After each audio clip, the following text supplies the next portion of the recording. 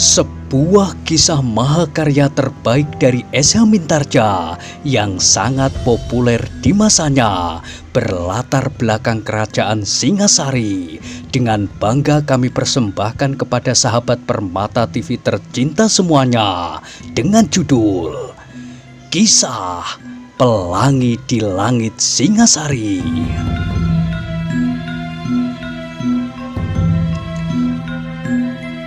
Pada kesempatan yang sangat baik ini, kita masuk pada episode yang ke-193. Selamat menikmati.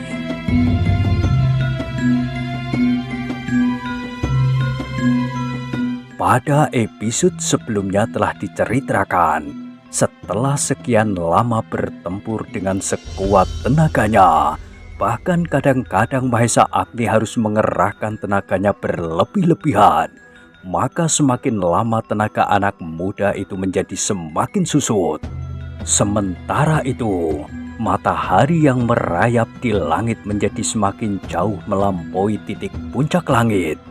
Tanpa mereka sadari maka keduanya telah berkelahi lebih dari setengah hari.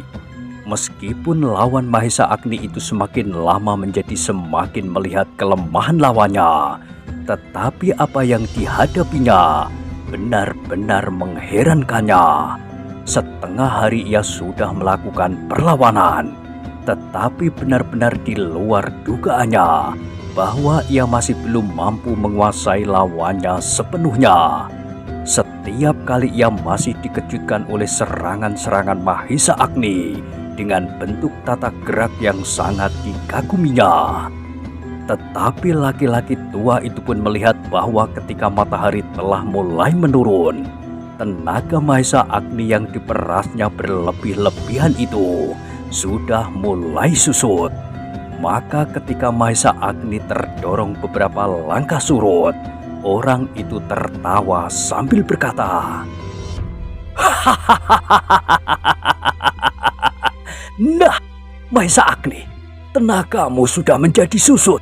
Aku akan melihat apakah kau mampu berkelahi sampai matahari terbenam."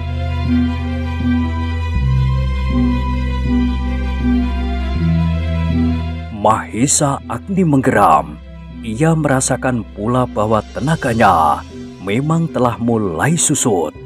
Tetapi ia pun menyadari bahwa ia telah mengerahkan tenaganya agak berlebih-lebihan. Seandainya ia tidak harus melawan orang tua itu, maka ia tidak akan segera menjadi lelah. Kalau ia harus bertempur kekuatan ilmu yang sebayanya, maka ia akan tahan berkelahi 4 hari 4 malam tanpa berhenti. Tetapi lawannya kini berada di tataran yang lebih tinggi. Dengan demikian maka ia harus berbuat terlampau banyak. Meskipun perlawanan yang diberikan kali ini jauh lebih banyak dari perlawanannya pada masa-masa lampau. Memang sebagai seorang laki-laki, Mahesa Agni tidak dapat mengharapkan bantuan orang lain. Namun kadang-kadang terbersit pula di dalam hatinya harapan bahwa ia akan dapat lepas dari tangan orang ini. Ia merasa masih mempunyai kewajiban untuk menyelesaikan persoalannya dengan kepusindet. Tetapi tiba-tiba orang ini datang merusak rencananya. Tetapi ia tidak akan dapat menghindar. Ia harus melawan apapun yang terjadi. Semakin lama maka perkelahian itu menjadi semakin dahsyat. Mahesa Agni mencoba mempergunakan segenap sisa-sisa tenaganya untuk mematahkan serangan-serangan pedang lawannya. Tetapi ia tidak mampu melakukannya, apalagi nafasnya kemudian mulai berdesakan di lubang hidungnya. "Aku tidak dapat melawannya terus-menerus," berkata Mahesa Agni di dalam hatinya. "Aku harus mengurangi tenaganya, kalau mungkin membuatnya lelah seperti aku." Sesaat kemudian, ketika tekanan orang itu hampir tidak terhindarkan lagi, maka Mahesa Agni telah mencoba dengan sekuat tenaganya untuk melebat pedang orang tua itu dengan ujung sulurnya. Setidak-tidaknya ia akan mendapat kesempatan untuk berbuat sesuatu selama pedang itu belum dapat diurai. Namun alangkah terkejutnya Mahesa Agni ketika sentuhan senjatanya atas pedang lawannya telah menggetarkan tangannya. Sejenak kemudian ia merasakan sesuatu tarikan yang keras. Meskipun Mahesa Agni tidak melepaskan pangkal senjatanya, tetapi kemudian disadarinya bahwa senjatanya telah terpotong hampir separuh. Mengalami kejadian itu, maka tidak ada jalan lain baginya daripada menghindar sejenak. Karena itu maka segera ia melontar beberapa langkah surut. Kini tidak ada jalan lain baginya selain mempergunakan cara perlawanan yang terakhir. Setidak-tidaknya ia akan membuat lawannya menjadi lelah, apalagi setelah senjatanya terputus hampir separuh. Ia sudah tidak ingin lagi mempergunakan senjata serupa dengan merenggutnya lagi dari pohon preh di samping tempat mereka bertempur. Senjata yang serupa ternyata tidak akan banyak bermanfaat untuk melawan ilmu pedang lawannya yang dahsyat itu. Mahesa Agni pun sama sekali tidak ingin mempergunakan ilmu pamungkasnya. Ia menyadari bahwa hal itu pun tidak akan banyak berarti. Bahkan benturan antara aji tertingginya dengan ilmu laki-laki itu pasti tidak akan menguntungkannya lagi. Mahesa Agni terpaksa mengaguminya. Sepasang senjata itu pun seolah-olah memiliki mata yang tajam yang dapat melihat setiap batu yang menyambarnya. Setiap kali terdengarlah senjata-senjata itu bertentangan. Setiap kali senjata-senjata itu membentur batu-batu kerikil yang dilemparkan oleh Mahesa Agni. Hei, Mahesa Agni! Teriak laki-laki tua itu. Ilmu apakah yang kupergunakan ini? Ilmu batu kerikil. Mahesa Agni tidak menjawab. Dipungutinya batu-batu kerikil yang berserakan. Satu-satu batu itu melontar dari tangannya, seperti batu-batu itu sendiri yang berloncatan. Hei, apakah akan kau kuras habis batu-batu kerikil di kandang kebun Sindet ini? Mahesa Agni masih tetap membisu. Tetapi tangannya semakin cepat bergerak dan batu-batu kerikil pun semakin banyak berloncatan. Ternyata kau seperti juga pamanmu Empu Gandring, lebih senang melempar-lempar lawannya dengan batu-batu kerikil. Berkata laki-laki tua itu sambil berloncatan dan memutar senjatanya menangkis serangan-serangan Mahesa Agni. Tetapi Mahesa Agni seakan-akan tidak mempedulikannya. Ia masih sibuk melempar lawannya dengan batu-batu kecil. Namun dengan demikian usahanya ternyata cukup berhasil. Ia pasti akan dapat membuat lawannya menjadi lelah. Dengan demikian maka ada suatu saat ia akan dapat berbuat sesuatu, memberikan serangan-serangan yang sebenarnya yang akan dapat mempengaruhi lawannya yang perkasa itu. Sejenak orang tua itu masih terpaksa meloncat-loncat sambil menangkis batu-batu yang dilemparkan oleh Mahesa Agni dengan senjatanya. Ia tidak dapat membiarkan batu-batu itu menyentuh tubuhnya. Benturan-benturan pada senjatanya memberitahukan kepadanya bahwa tenaga Mahesa Agni ternyata cukup kuat, sehingga akan mampu menyakitinya apabila lemparan itu dapat mengenainya. Hui, apakah kau tidak dapat berbuat lain daripada dengan ilmu kerikilmu itu? Bertanya orang tua itu sambil melontar-lontarkan dirinya dan memutar senjatanya. Mahesa Agni masih saja tetap berdiam diri. Bahkan ia menjadi semakin cepat melontar-lontarkan batu kerikilnya. Kini ia telah berjongkok lagi. Tangannya semakin cepat bergerak supaya orang tua itu semakin cepat menjadi lelah.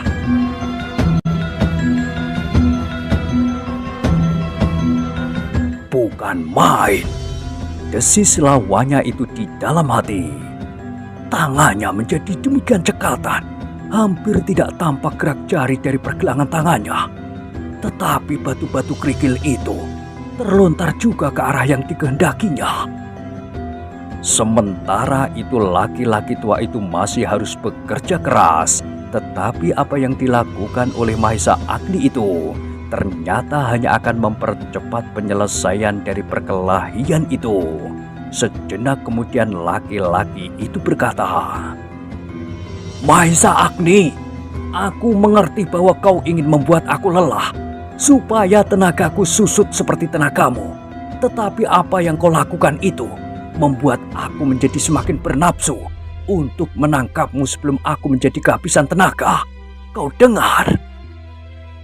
Dada Mahesa Agni menjadi berdebar-debar. Apakah yang akan dilakukan oleh laki-laki tua itu? Dengan demikian maka Mahesa Agni menjadi semakin berhati-hati. Ia berkisar beberapa langkah untuk mendapatkan tempat yang masih banyak bertebaran batu-batu kerikil yang cukup besar untuk melempar lawannya. Ia tidak mau lawannya itu mendahuluinya. Karena itu maka ia pun segera menyerangnya semakin sengit. Batu-batu yang berterbangan menjadi semakin banyak mengarah ke segenap tubuh laki-laki itu. Tetapi sepasang senjatanya benar-benar merupakan perisai yang sangat rapat. Meskipun demikian sekali-sekali ia masih harus meloncat menghindar apabila 1-2 batu berhasil melampaui putaran pedangnya. Namun kini laki-laki itu tidak hanya sekedar menangkis dan menghindar. Beberapa langkah ia bergerak maju sambil berloncatan. Semakin lama semakin mendekati Mahesa Agni. Tetapi Mahesa Agni mengetahuinya pula, sehingga ia pun selalu bergeser mundur. Inikah caramu berkelahi? Apakah cara ini dapat disebut jujur dan jantan? Mahesa Agni tidak ingin menjawab, tetapi terasa harga dirinya tersentuh. Karena itu maka ia menggeram. "Aku tidak bersenjata. Apakah kau ingin mempergunakan salah satu dari senjataku supaya kau tidak usah memunguti batu-batu kerikil?" Terasa sesuatu berdesir di dalam dada Mahesa Agni. Memang terasa olehnya bahwa perlawanannya kali ini atas laki-laki tua itu kurang sewajarnya.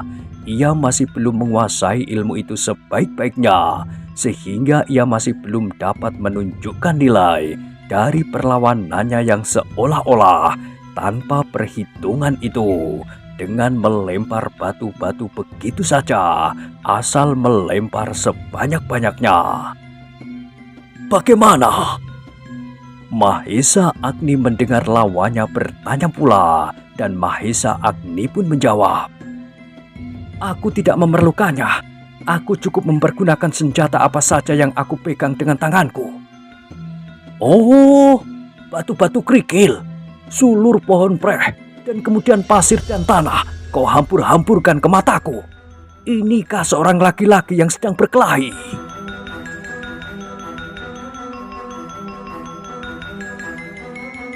Terasa darah Mahesa Agni seakan-akan tersirat ke kepalanya, tetapi dengan serta-merta pula ia menjawab, "Dan kau hanya berani berkelahi dengan orang-orang yang pasti tidak akan dapat melawanmu." "Itu bukan salahku. Kenapa kau tidak mampu mengimbangi ilmuku? Sebenarnya aku memang tidak ingin berkelahi melawanmu. Aku hanya akan menangkapmu.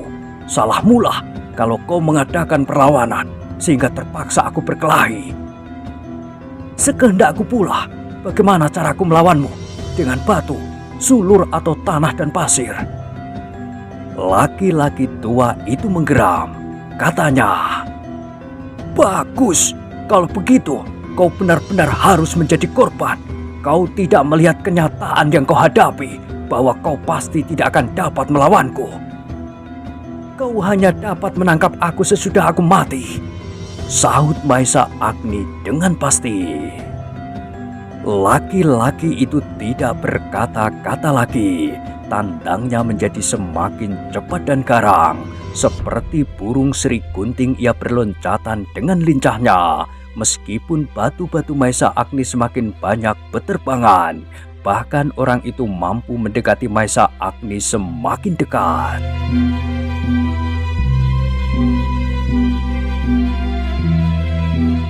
Akhirnya Mahesa Agni pun sampai pada suatu kesimpulan bahwa perlawanannya segera akan berakhir.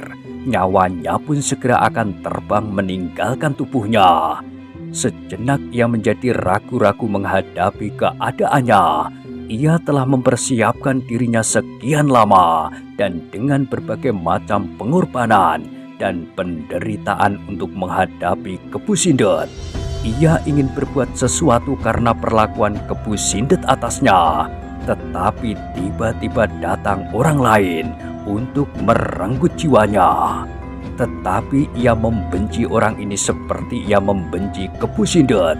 Karena itu, maka seandainya ia harus mati, maka ia harus mati sebagai seorang laki-laki. Hati Mahesa Agni pun menjadi semakin mantap menghadapi lawannya. Tiba-tiba ia pun meloncat. Ditinggalkannya caranya melawan orang itu dengan ilmu lemparannya yang sama sekali belum sempurna. Kini sekali lagi ia merenggut sulur pohon preh yang tumbuh di dekat tempat ia berkelahi. Dengan sulur preh itulah maka ia akan mengadakan perlawanan terakhir. Maka sejenak kemudian mereka pun telah terlibat dalam perkelahian yang sengit pula. Tetapi tenaga Mahesa Agni benar-benar telah menjadi susut. Meskipun demikian ia melihat tenaga orang tua itu pun telah menjadi surut setelah ia berloncat-loncatan beberapa lama. Namun meskipun demikian, tenaga orang itu masih terasa terlampau kuat buat Mahesa Agni yang lelah. Sehingga beberapa kali senjata laki-laki tua itu hampir menyentuh tubuhnya. Tetapi Mahesa Agni sudah bertekad untuk melawan sampai mati. Ia tidak ingin tertangkap hidup-hidup. Perlawanannya akan berakhir bersama dengan umurnya itu. Karena itulah, maka perlawanannya menjadi sangat gigih. Betapa tenaganya semakin susut. Namun tekadnya justru menjadi semakin bulat. Dan tekad yang bulat itulah agaknya yang seolah-olah selalu memberikan tenaga baru kepadanya.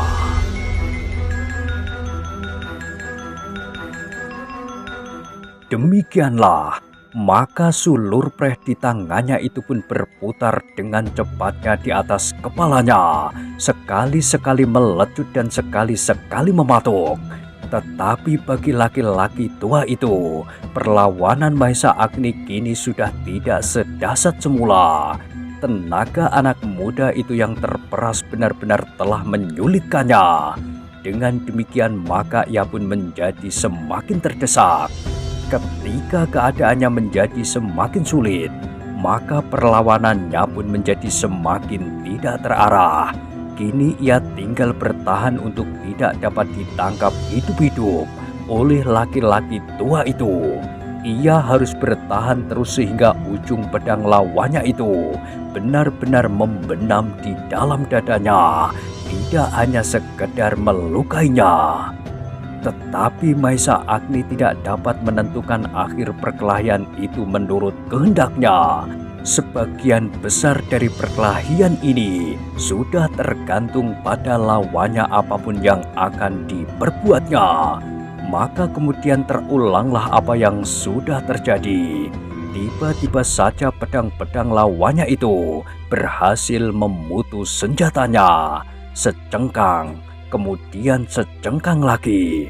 Berturut-turut seolah-olah dengan dirinya ia membuat Mahesa Agni jatuh kehabisan tenaga. Dalam saat-saat terakhir itu, Mahesa Agni mencoba mengerahkan segenap sisa-sisa tenaganya. Dengan senjatanya yang menjadi semakin pendek ia menyerang sejadi-jadinya.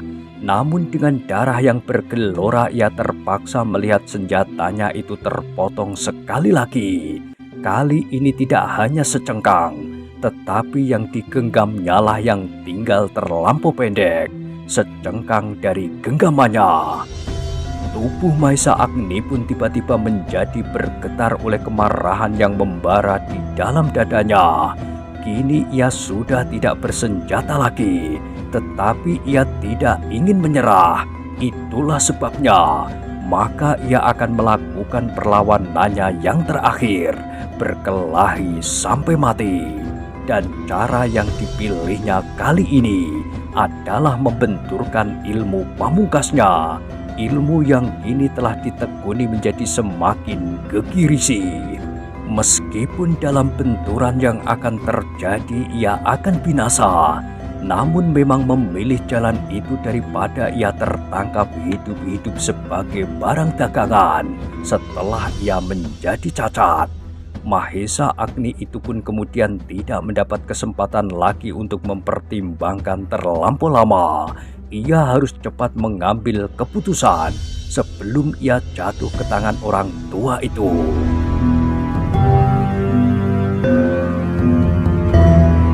Karena itu, maka Mahesa Agni pun segera meloncat surut beberapa langkah untuk mendapat waktu memusatkan segenap kekuatannya dalam ilmu pamungkasnya, Gundala Sosro. Waktu yang diperlukan dalam keadaannya kini hanyalah sekejap saja, sehingga lawannya yang terkejut melihat sikapnya tidak mendapat kesempatan lagi untuk mencegahnya. Ketika Mahesa Agni telah siap dengan kekuatan terakhirnya, maka segera ia meloncat maju, mengayunkan tangannya untuk membenturkan kekuatan Aji Gundala Sosro. Ia menyangka bahwa lawannya pun pasti akan melepaskan aji pamungkasnya pula. Aji yang tidak kalah dahsyatnya, Kalabama. Tetapi Mahesa Agni terkejut ketika ia melihat lawannya itu sama sekali tidak bersikap melawan serangannya dengan sebuah benturan yang akan dapat mematikannya. Ia melihat lawannya terkejut, tetapi kemudian justru melepaskan kedua senjatanya dan menyilangkan tangannya. Namun Mahesa Agni sudah tidak sempat membuat penilaian lagi.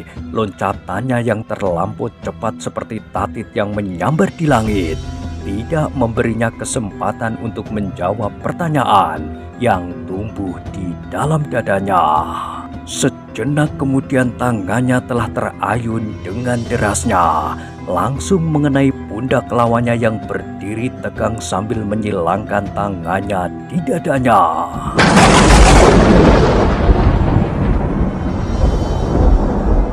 Ternyata lawannya benar-benar tidak berusaha membentur serangannya. Meskipun demikian, tetapi lawannya itu pun tidak membiarkan tubuhnya lumat oleh Aji Gundala Sosro. Ketika tangan Mahesa Agni membentur tubuh orang itu, maka terasa seolah-olah tangannya itu menyentuh seonggok baja yang tidak terduga betapa kerasnya. Mahesa Agni merasakan kekuatan yang tersalur pada tangannya itu menggelegak pada telapak tangannya. Kekuatan yang dilepaskan telah menyentak di dalam tubuhnya sendiri. Terasa sesuatu seakan-akan meledak di dalam dadanya itu. Cepat ia memusatkan segenap daya tahannya, mencoba untuk menahan sentakan yang mengejut di dalam dirinya. Namun demikian, Mahesa Agni pun terlempar surut beberapa langkah dan terbanting jatuh di tanah.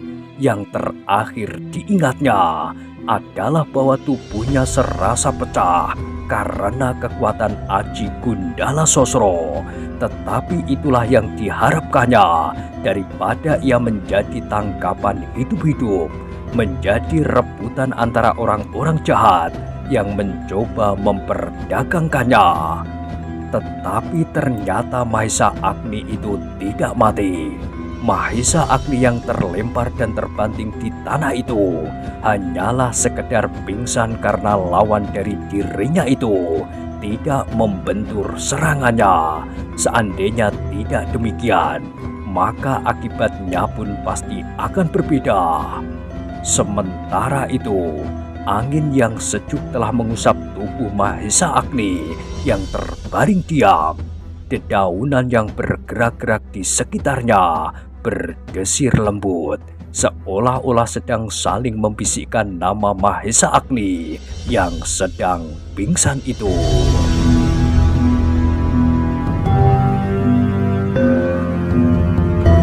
Namun angin yang segar yang mengalir perlahan-lahan telah menyegarkan tubuh Mahesa Agni yang sedang pingsan itu.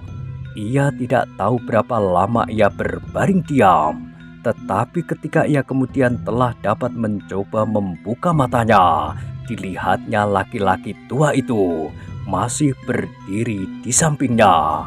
Terdengar Mahesa Agni yang lemah itu menggeram. Ia meloncat dan mencekik lawannya, tetapi ia tidak mampu untuk bergerak, bahkan bernafas pun hampir tidak dapat dilakukannya. Anak muda itu mengumpat di dalam hati ketika ia melihat laki-laki itu berjongkok di sampingnya. Kini ia tahu bahwa laki-laki tua itu tidak membentur Aji Gundala Sosro supaya ia tidak mati. Orang itu hanya membangun kekuatannya untuk menerima serangannya dan melumpuhkan lawannya dengan kekuatan lawan itu sendiri. Meskipun demikian, Mahesa Agni melihat bahwa orang tua itu menjadi pucat dan gemetar. Bahkan kemudian Mahesa Agni mendengar orang itu berdesis, "Agni, kekuatan ajimu benar-benar luar biasa. Aku tidak menyangka bahwa kau sudah sampai pada tataran ini, sehingga aku hampir-hampir pingsan dibuatnya." Mahesa Agni tidak menjawab, tetapi dadanya yang sesak itu terasa semakin sesak. "Kalau aku tidak segera berhasil mengerahkan daya tahan yang ada di dalam diriku dalam lindungan Aji Kalabama, maka aku kira aku pun akan menjadi lumat." Terdengar Mahesa Agni berdesah, "Kenapa aku tidak mati? Atau kenapa kau tidak membunuhku saja?" Mahesa Agni menjadi sangat muak ketika melihat orang itu tersenyum. "Aku memang tidak ingin membunuhmu, Agni. Persetan, ayo bunuhlah aku. Kalau aku nanti menjadi kuat kembali, maka kaulah yang pasti akan aku bunuh." "Jangan berkata begitu. Aku akan membunuhmu," Mahesa Agni berteriak. Tetapi karena itu maka terasa dadanya serasa menjadi retak. Sambil menyeringai, Mahesa Agni mencoba menggerakkan tangannya. Perlahan-lahan ia pun berhasil. Ditekankannya tangannya itu di dadanya. Tetapi rasa nyeri dan pedih masih saja terasa menyengat jantungnya. Sejenak kemudian Mahesa Agni memejamkan matanya. Kalau ia tidak mati, maka ia harus berhasil menenangkan darahnya yang serasa bergolak. Seandainya ia nanti mampu bangun dan berdiri, maka sudah ditetapkannya di dalam hatinya bahwa ia akan mengulangi serangannya dalam kekuatan Aji Gundala Sosro. Meskipun kekuatan itu tidak akan melumpuhkan lawannya, tetapi biarlah seandainya ia sendiri yang binasa. "Sudahlah Agni," laki-laki tua itu kemudian berkata, "jangan kau gelisahkan dirimu dengan berbagai prasangka. Kau benar-benar luar biasa. Kau maju dengan pesatnya, jauh di luar dugaanku semula."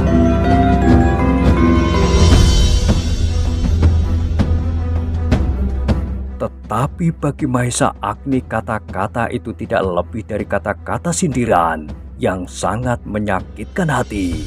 Seolah-olah laki-laki tua yang kini berjongkok di hadapannya itu menyeringaikan wajahnya yang pucat dengan penuh hinaan. Karena itu maka dengan perasaan marah yang meluap-luap, Mahesa Agni berkata, "Bunuhlah aku. Kau tidak akan dapat membawa aku hidup-hidup." "Agni, Berkata orang tua itu, "Tenangkanlah hatimu, pusatkan tenagamu untuk penyaluran ketahanan tubuhmu dalam tataran tertinggi. Kau tidak terlampau parah." "Aku sudah akan mati," sahut Mahesa Agni.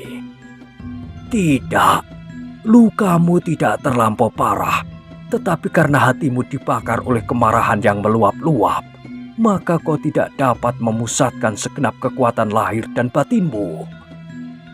Tidak ada gunanya." "Baiklah Agni, kau tidak bersedia melakukannya karena kau melihat aku di sini. Tetapi biarlah orang lain menuntunmu untuk menyembuhkan luka-lukamu karena sentakan kekuatanmu itu sendiri."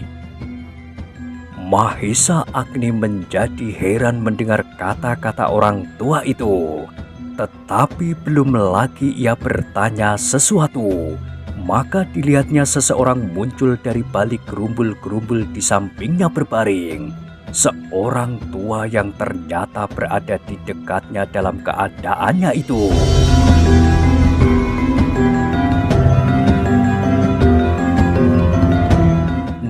Nah, bagaimanakah kisah selanjutnya? Silahkan ikuti terus kisah Pelangi di Langit Singasari pada episode berikutnya. Sampai jumpa.